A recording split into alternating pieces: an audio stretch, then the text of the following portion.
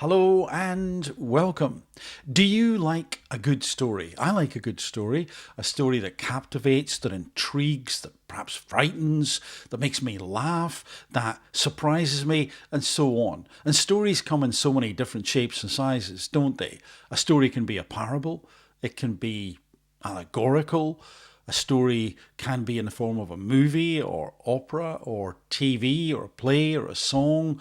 And indeed, we have a long tradition of, well, oral storytelling. That legacy that's passed down, these things that are deemed to be important, and long may that continue. Why then is it that stories are important to us? And I believe that they are. And why also do we have to be aware when politicians have no story or the story is too brief? And by the way, that would apply to all sorts of different leaders as well. Could be corporate, could be in the community, could be sport. So to begin then, let's continue with our idea of stories. This is a photograph of petroglyphs, and someone has highlighted where they are. Recently, you may have seen this headline in one of the Hawaiian Islands, a beach, because of the shift in the sand and just sediment, etc. Petroglyphs, ancient carvings have been exposed. And they're telling us a story, aren't they? They're telling us a story about the people who made them, the tools that we can guess they may have used, the fact that this was somehow important. Maybe we don't quite know why, but they gave it importance. Whatever they were transcribing was so important that they took the time to do it. It reminds me of the Easter Island heads. And also, of course, there are many cave paintings. You've possibly seen photographs of them. Sometimes I'm guessing, showing what animals are around and what you could hunt or perhaps what you needed to avoid. And some are simply palm prints, almost as if to say, this is what we look like, or at least here's our hand. This is the impression that it makes. I mean, stories are so powerful, and I believe that it's embedded in the DNA of people somewhere, that the ability to seek out stories and to use them often to illuminate our understanding of the world is just as inbuilt. Of course, we have Carl Jung, who talked about the collective unconscious and the archetypes. And these archetypes, well, they could be a form of story, they could be a character analysis of someone, basically saying this type of individual will act that way. And Jung believed that because they were so prevalent, and the understanding and the resonance that these archetypes have had over the years with so many people, that was something which was deeply embedded at some level, in some way, in the psyche of so many people. And I agree. We also have Joseph Campbell's The Hero's Journey, which a lot of Disney movies are based upon. You know, somebody leading a quiet, obscure life, there's a call to action. They refuse. No, I'm not going to do it. And then eventually they decide, I am going to do it. And they set off, and then they have a defeat, and then they get trained a little bit, maybe have a victory, and then have another defeat, but then get trained some more, and then they're fully trained. And then just when success is there, well, the cup is dashed from their lips because they have a huge fail. But just when it looks like all is lost, they recuperate and overcome the final obstacles to win the day, whatever that may mean. And it just resonates, doesn't it? It just does with a lot of us. And sometimes that story is subverted to surprise us, because we like surprise as well. So I just think that we really should think about stories a lot more. And I'm hoping to interview someone in the not too distant future who researches in that area. But anyway, for the moment, I thought it might be useful to focus on why they resonate with us, and also to look back then to leaders and to politicians. So let's go here to this article. It's about leadership, neuro leadership, the neuroscience of storytelling. Again, as always, I'm not going to go into every part of this article. I would encourage you to read it. I'll just take out some bits and pieces, the salient points. So, well-structured stories with clear goals, obstacles and resolutions make it easier for the brain to process information and create meaning. The brain seeks patterns and expects stories to follow a logical arc, which enhances our ability to understand and remember the narrative. But it's not just about stories. I mean, the brain seeks patterns and hopes to understand what is going on. So anything that can aid that understanding in the form, in this case, of a story, is very welcomed. Oh, that's that archetype. That's that type of person. Oh, that's that danger. And like I said, stories can be metaphorical in nature. So we might watch a movie about a particular subject and protagonists, but we can transcribe that quite readily sometimes to another situation that we find ourselves in. And it may chime and we might go, oh, that's a little bit like this. So those stories can be beneficial. In many ways, I believe that they are like beliefs. They can be synonymous. For example, we get told a story, let's say oral tradition, that when the wind sounds like that and the thunder sounds like this, then it is important to seek the high land or the high ground. And that's also a belief, isn't it? Oh yeah, when the weather does that, I believe that there could be a huge flash flood. We should get out of there. And that story is handed down. And very often the stories are told in a way that gets us to buy in because they're quite emotional. Maybe the story would talk about when someone didn't pay attention to that. Here's the horrible fate that befell them. Oh, well, that creates an emotion. We remember that. And so that story is really important in us making sense of the world. We tell stories about ourselves. We tell stories about other people. They may not be accurate, but that's another story for another time. But we definitely do it, right? Don't we? I mean, they're all around when you think of it. And what we might not initially consider to be a story, when you consider if the story could actually be a story that we're telling ourselves and look at it through that lens, it can open our eyes to many different things. It can give us quite a lot of insight into how we think about ourselves and indeed, as I mentioned, other people. So that's, again, I've skipped ahead. That's because we communicate through stories. Why are they powerful, essentially? Be it a new work project, connecting with someone in a fitness class, or binge watching a series on Netflix. Humans live in and through stories. That's a great set of words. Humans live in and through stories. We're living in our own story. We're the main protagonist in our play. That doesn't mean to say we're narcissistic, although some people are, but that's another story again. So we're in our own story, and we look at things through the lenses very often of stories. I love that line, which is why it's important to understand what happens in the brain when we tell stories and why they resonate so much for us. Some stories resonate. And again, we'll come on to why it's important to bear that in mind when considering leaders. At the 35,000 foot level, I think this is basically big picture, all that we can see, all that's going on. Our brains from that position like stories because clear narratives cut through distractions. Stories help us pay attention, particularly in this attention era when vying for people's focus is more coveted than ever. And again, I've talked about that before.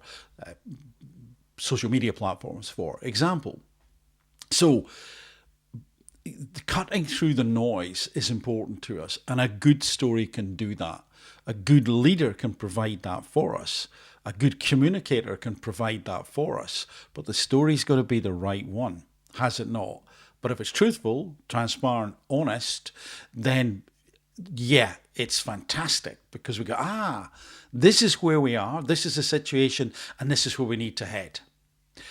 So that's why, again, I'm skipping ahead, when we experience an emotionally charged event or hear a story of the same nature, certain parts of our brain release excess dopamine, making it easier to remember something with greater accuracy. If you're married, there's a good chance you remember the exact details, the weather, lighting, smells of your engagement decades later.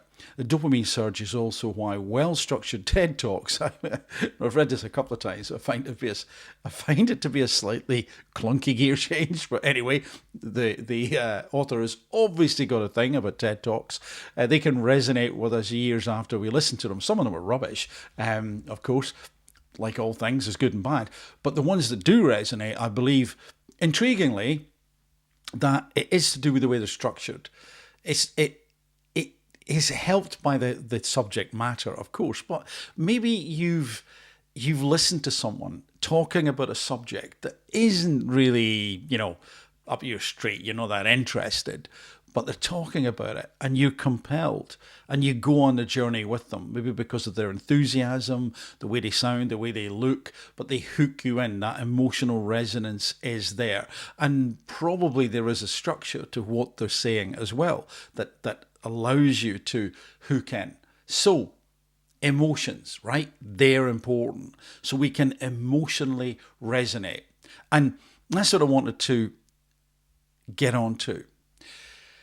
If you consider that emotions can be caused by stories, and that's a story that, again, we may hear, somebody tells us, maybe a movie, etc., etc., and because it tends to, an emotion that is, when we are experiencing something with a strong emotion, it tends to embed. The brain treats it differently. It says, oh, there's an emotion, a strong one attached to this. Better give it some salience, mark it, code this 16K resolution. Don't want any standard definition here. This one's important, so we need to treat it carefully. Which is why, with some events, I can think of one just a few years ago, worldwide event, and I can remember where I was when I heard it, how I felt, who I was trying to contact, all that stuff, because a strong emotional definition attached in there and causes that memory to be in extremely detailed record, in an extremely detailed state of recording. And you've probably found the same thing. You may well guess what I'm talking about, by the way. I again, never sure of the algorithms on these platforms. So yeah, but if you're thinking about that thing, that's probably the thing I'm thinking about. So stories create emotions. Now, why is this then important? Why is this important in terms of us and politicians and leaders in general? Because if we don't have a story, we flounder. If they don't have a story, like I've said, I think stories and beliefs are closely related, then we don't know what they believe in. And if we don't know what they believe in, how can they lead? How can they take us safely to where we want to go? Where do they want us to go? In fact, have they told us? And what do they believe is safe and what is unsafe? Without that information, we flounder. So a couple of examples of that. If you looked at in the States recently, well, relatively recently, in terms of the Kamala Harris campaign, Joe Biden, they floundered badly for all sorts of reasons, but one of them was a lack of cohesive narrative. Nobody knew. It was impossible to decipher. It was woolly, insipid nonsense that I think repelled a lot of people. If you look then at the Trump campaign, like him or not, he certainly was saying what he thought, or we think he thought at least, and the story became reduced, didn't it? It was previously Make America Great Again, that's still there, and also Make America healthier again. So if you think about those many stories, they have enough detail that we can sort of go, that sounds good. I mean, whether you like that party, that politician or not, it's hard to argue with. The devil's in the detail, of course. What does great mean and what does healthier mean? But overall, as a sort of synopsis of the story, it is pretty good. Again, some people I know who really don't like that guy will be saying it's not. And I'll go, well, come on. That's your bias kicking in. That's your other emotional thinking, the negative thinking, kicking that into touch before you consider it. But as an intellectual exercise, as that type of exercise alone, I have to say I think it's well done. Then think in the UK, over a year now, the Labour Party, what was their story? Nothing.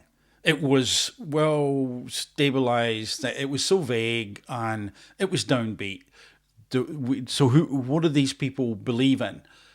Hard to say to present day. It's still hard to say. So the lack of belief cohesive, coherent, concrete, I think showed up in the fact that there was no story to tell because it couldn't be connected to any proper set of beliefs or an agreed set, at least. So what happened? People were disillusioned anyway, and then without that story, without that narrative, things kind of went from bad to worse, plus other decisions. So stories are important, and this is why politicians love them. But we need to be careful of the story that we're told. As I say, if there's no story, bit of a disaster. What on earth is going on? To me, smacks of incompetence. Kamala, Joe, incompetence. Keir, incompetence. Should have had a story. What are you doing? What is it you stand for? Have you traded off too many things to get in that position that you can't actually say it's this one thing or these things? Possibly. I couldn't possibly comment. Oh gosh, I just did. Then, when we don't have a story, as I've suggested, red flag. When the story is too vague, potential red flag. We need the detail underneath. So let's take Make America Healthy Again or Healthier Again. What does that mean? And of course, people would dive into that and say, right, give us the detail. So we still need the detail because the detail's the bigger part of the story. It's right, okay, the way we're going to do it is in month one, and then we get to that point, and then we're going to do that. What are the obstacles? What are the challenges? What are the dangers to the strategy? And what is it going to look like when we get there? If we've got that, even if we disagree with some of the detail, we're more likely to buy in. If you then consider a strapline without that detail, make it great. It's going to be great. What does great mean? What does great mean? What is? Sorry, I'm not sure. And so I think that one of the reasons the people who support Trump would say they support is because he does give a lot of thoughts. There's a lot of words going out there. Sometimes, no doubt, they're contradictory, but at least people feel they're being told something. Then, if you consider a vagueness from several years ago in the UK was education, education, education. And this is where we've got to be careful of politicians because they apparently are telling us the story and they're not. They're not at all. They're allowing us to fill in the blanks. It's hypnotic propagandist language. It's like, okay, I'm going to wear a suit. I'm not going to do much. You imprint your hopes and desires onto me, but actually I'm just chameleon-like. And I can name a few politicians like that. That's for sure. So we fill in, education, that's great. And it's a triplet, it's 3 words. Oh, that's meant to be a little bit influence-like, full of influence for the people who receive the message. Great, brilliant. But no, it's not. A lot of nonsense. What did it actually mean? So again, the detail is required. That's not a story. That's a Pied Piper. That's a come this way, follow me, sounds good. You fill in the blanks. I won't. I'll just duck and dive and dodge and weave. And you could also argue, therefore, that when you look at a slogan that purports to be a story but actually isn't, it is a red flag. It is a potential red flag. So what do we need from leaders, from ourselves, from politicians? We need to be, and by the way, corporations also come under this umbrella. What we need to understand what they stand for. Their beliefs can be illustrated in a story, in a proper narrative, with a beginning, a middle, and a conclusion, so we know where we're likely to end up. But we need enough detail. We don't need all the detail. We can't handle it. Remember the 35,000 feet view? We want something that cuts through and makes sense of things. And this is why when people are starved of that, and someone comes in and goes, hey, this is what it looks like, they'll tend to gravitate towards them. It didn't happen with Labour. It's still not. It didn't happen with the Harris and Biden campaign. And I don't know what they're doing right now. I couldn't even tell you what's going on. Probably because they still haven't got that narrative together. It did happen, whether people like it or not, and some people do really like it. It did happen with Trump and Vance. It did happen. And again, the detail is key, but at least there was a narrative. At least there was something. Now, I'm not saying support this person, don't support that one, they're bad, they're good. I'm talking about the story and the power of it, and why politicians need to have a story, because we need them to have that story for us so we can suss out what the heck they represent and what they're attempting to do, and should we even go near them in terms of voting. So they need to have that story, but we need to be careful when the story is so bland and woolly and hazy and fluffy that, well, it sounds good, but it doesn't mean anything. We must demand that we get more detail. And that story has to align with a consistent and coherent set of beliefs and values. And those stories can help us keep track of that. So that's, I guess, in terms of this video, why I think stories are important, really important, and why they can benefit us, and why they can illuminate our thinking in many different ways and allow us to look at the world from someone else's perspective, a different culture's perspective, an imagined perspective. It can almost give us an actual experience of the theoretical many worlds idea that, you know, there's all sorts of different versions of us doing different things. It's kind of like that to a degree as well. That's why I think stories can be spellbinding, powerful and compelling, but also to look back, to finish off, when I mentioned emotions and I said, right, you know, the memory is fine detailed because the brain said, this is important, remember it in detail. But the same token, when we get given the right strapline, because that's what it is, it's not a story, that is designed to invoke that emotion. That's what I mean when I say education, education is education. Or was it Obama? Or yes, I can. Or yes, we can. Designed to invoke. But that's where we've got to go, hold on a second. Yeah. It is connecting to a degree, but something's off kilter. We need the detail, because without the detail, I come back to, we won't understand what the beliefs are. And they need to be aligned to the story. It needs to be detailed enough. I hope that makes sense. I hope you find that useful. Power of the story, why we need to be careful, why politicians love a story, but what I'm suggesting is the story that they might love is one which is just a little bit vague. And we love a story, but we need a story with just sometimes a little bit more detail than people would like to give us. And if we listen out for that and watch out for that, we can demand, make our voices heard to ensure that that is what we're getting. The days of just patting people on the head and going, oh, well, you know, oh, it'll be done this way. No, how?